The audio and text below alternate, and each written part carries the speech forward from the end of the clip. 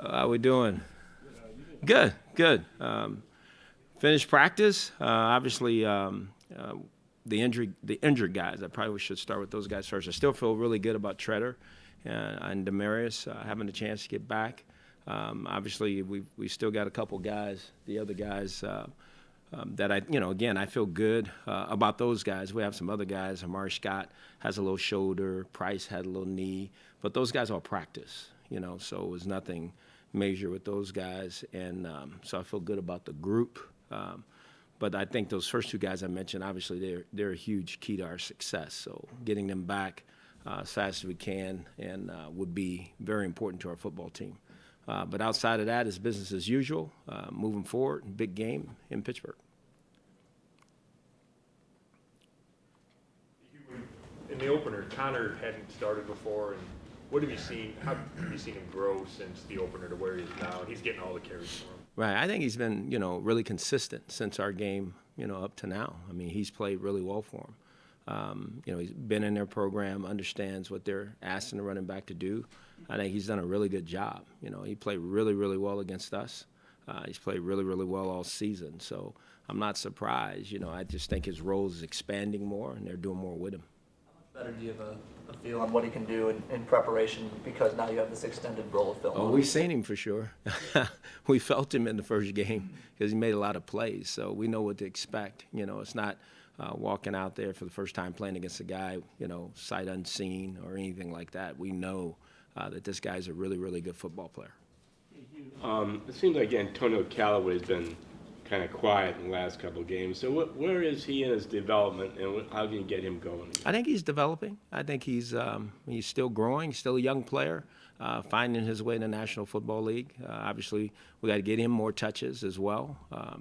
Give him opportunities to make plays. We do at times. Sometimes they just don't work out. Sometimes that's just the life of a young player. Maybe this is a week where he catches fire, and catch 6, 7, 8, 9 balls and have a huge contribution to the team. That's always the goal every week. Just sometimes that's not realized. We talked about it in the season a lot about Denzel Ward and all the good receivers he's going to have to face week in, week out. How would you size up how he's handled facing a lot of elite guys, and then do you think he'll be even better prepared for Antonio Brown, given what happened in week one and the experience he got? Well, I think thus far he's done a good job. Obviously this is round 2 now. He's going to go see two of the better receivers in the National Football League, Antonio Brown, and Schuster's playing extremely well. So he's got another crack at it. Again, I'm sure he learned something from the first opportunity when we played him. He learned, more about them personally playing against them. So I'm sure he'll have a little bit better feel. But I've been very pleased with his season thus far. Hopefully he can make more plays for us. He has a skill set to do it, and that's what we want to happen. Question about the long-term development of a quarterback in the context that all three of the other division quarterbacks were on the field as rookies, and somebody had a long-term vision for them. Right. But with Mayfield, have you thought much, maybe not recently while the season's going on, but have you thought much over time about what the long-term arc is going to be for him? Well, I think you think about it. I mean, obviously, when we drafted him, whenever it was he was going to play, our goal is that he's going to be our quarterback. I think obviously he has to continue to progress and continue to get better.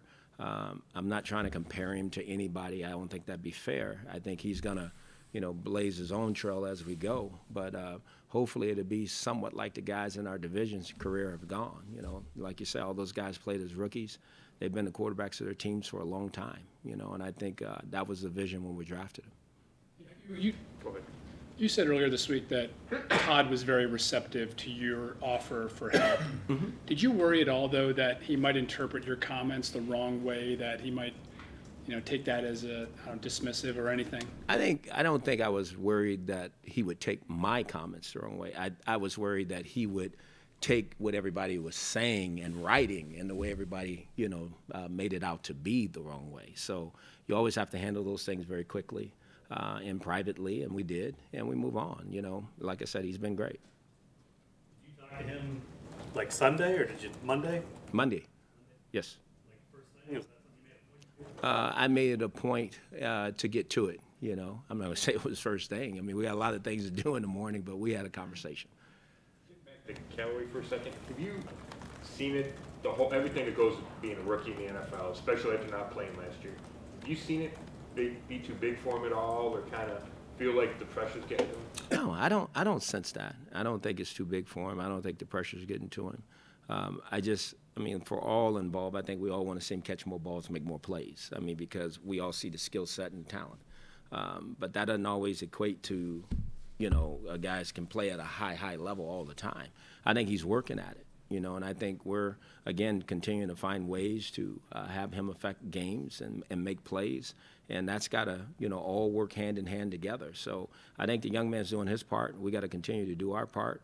Again, this is going into week 8 of the season. There's still a lot of season left, you know, for him to make a mark on this football team.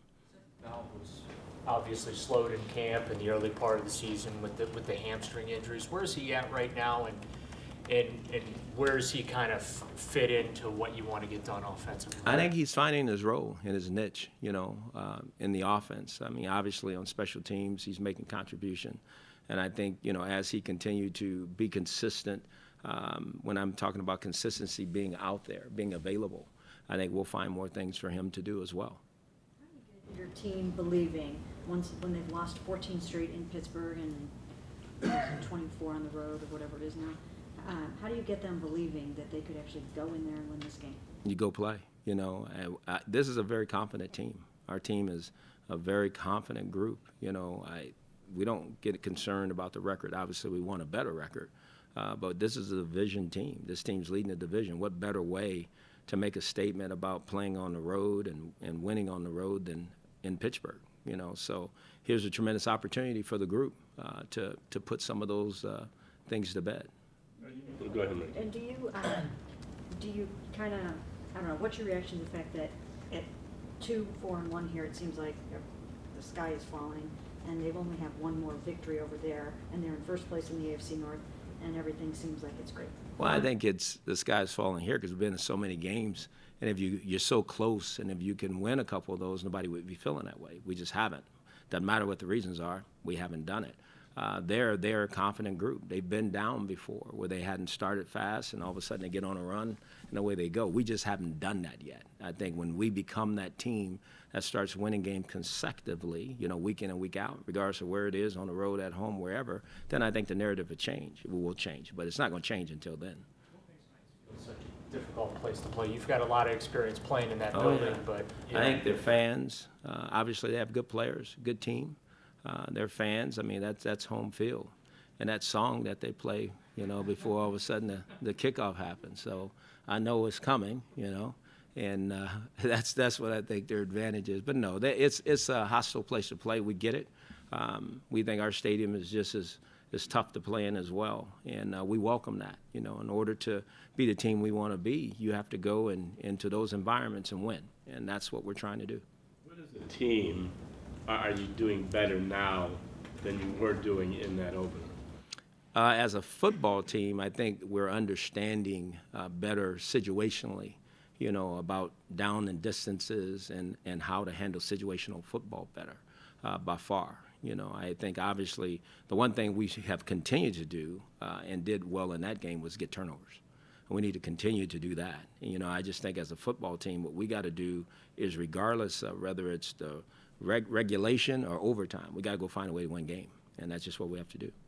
When Browns went to Three River Stadium and lost 16 years in a row, and back then they'd do stupid things like fly one year, and change their luck and go bust. They didn't have Uber, but they probably would have done that. But are you superstitious at all? Have you done the same thing these 3 trips to Pittsburgh? I've done the same 3 things that was recommended to me. I'm not superstitious that way when it comes to those things. You know, how you get there, I'm good about. You know, what we eat, those things, that might be important to me. But how we get there, I'm all right with. So, yeah, we have bust every year. It's a quick trip. I kind of like the trip. I think the players do too. Jarvis rubbing up on all the young receivers that have been kind of thrown in behind him. I'm sorry? How do you see Jarvis rubbing off on all the young receivers that are playing with him? No, I think, obviously he's the leader of the room, and he's demanding that they step up, That's just Jarvis. That's how he goes about it. And those guys will. Again, he's continuing to lead as he needs to. He needs to continue to be a very vocal leader for our offensive football team and be very accountable and dependable. And that's who Jarvis is. And he's got to keep dragging those guys along with him. Two more here. When we talked to Mike Tomlin yesterday, he said they have very high expectations for guys going from year 1 to year 2. Mm-hmm. Do you kind of see it that way? And have you seen guys in year 2 meet those expectations? Oh, absolutely. I think, obviously Myles Garrett, I think he's getting there. There's no question. I mean, the guy's one of the leading sackers in pro football. He needs to continue to do that and do it better. I think really good players, there is, a jump from year 1 to year 2 where you start to see guys play, be more comfortable, understand the National Football League. And I think those things have shown out throughout our team. David Njoku's, playing better. He got a ton of catches right now, 31, if I'm not mistaken. We're not even halfway through the year. I think he had 33 last year total. So I think there's improvement across the board with our second-year players. Some guys will stick out more than others, but I think that's what you want to see, obviously. We asked you a lot about Landry and Mayfield and not a lot of efficiency in terms of the number of receptions versus the number of targets, but it seemed like they got on track Sunday. What was the key to that, and do you think it's something that keeps people rolling? No, we need it to be sustainable, I think, what you saw was Baker and Jarvis both make plays together. I think they took advantage of the opportunities. There wasn't more targets called for him than it was really the last game. I mean, here or there, few here or there. We just made more plays. I mean, that's what it comes down to. At the end of the day, Baker's got to throw it straight. Jarvis has got to get open, and then we have to secure the catch, and away you go.